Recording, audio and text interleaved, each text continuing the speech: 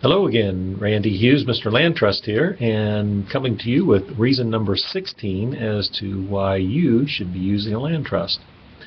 I get asked all the time, should or does a land trust file a tax return? A lot of accountants want to argue with me over it. A lot of attorneys want to argue with me over it.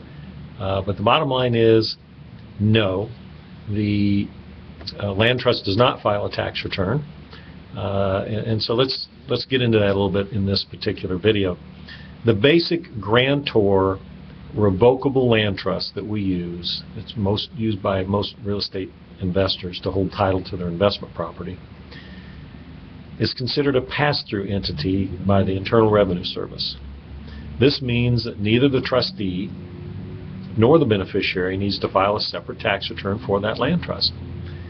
Now, the beneficiary of the trust merely reports the income and expense items from the property that's held in the trust on his or her personal 1040 Schedule E tax return.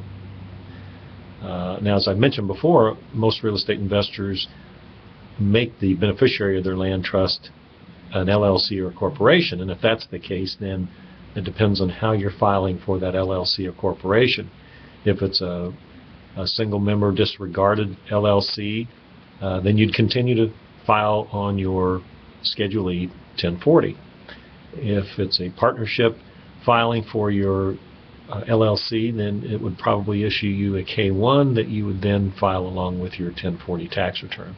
So you need to talk to your accountant about that. But bottom line is that a revocable land trust does not file a tax return, does not get a tax ID number. And for those of you skeptics, you can look it up under the IRS Code Section 677. So we'll see you next time for reason number 17, why you should be using a land trust.